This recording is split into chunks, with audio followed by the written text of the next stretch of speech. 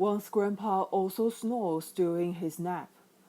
As soon as Wang's grandpa snored, Wangwang fled downstairs, resting on the wooden board and looking at the opposite side. Wangwang was caught by Sister Hui that day.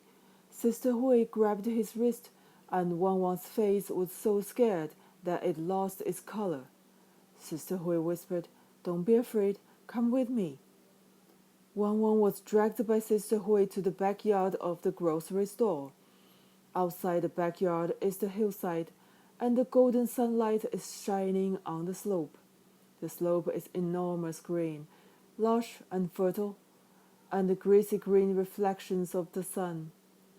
Wangwang was gasping, a little scared, and was wrapped over by the smell of milk.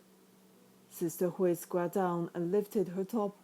Her huge round breasts clearly appeared in front of Wangwang. Wangwang was heartbroken by the smell. It was the mother of smell, the supreme of smell. Sister Hui touched Wangwang's head and said softly, "Eat, eat." Wangwang didn't dare to move. The mother had held his soul was close at hand, just under the tip of his nose, within reach. Wangwang raised his head. His eyes were full of tears, and his face was ashamed and panicked. Sister Hui said, "It's me. You eat me. Eat. Don't bite. Hold it and suck it slowly." Wangwang leaned his head forward, slowly raised his two small hands, and tried to hug Sister Hui's red breast. But Wangwang's hands stopped at the last moment. Wangwang said aggrievedly, "I don't." Sister Hui said, "Silly child, your brother can't finish it." Wangwang welled tears, and his tears glowed in hexagonal shape under the sun, sparkling at people.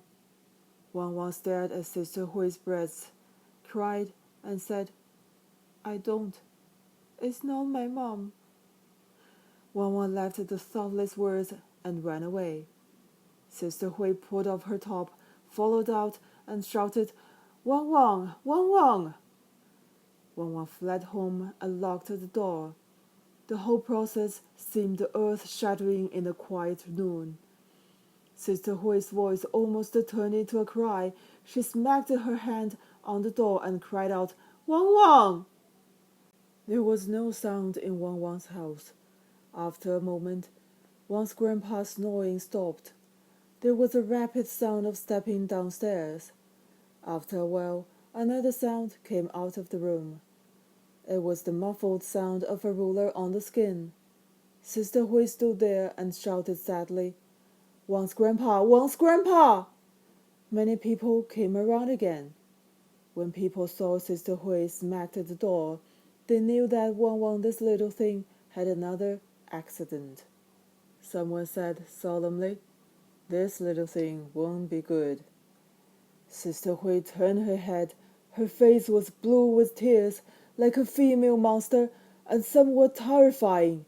Sister Hui shouted fiercely, "You all go! Go! You all know nothing!"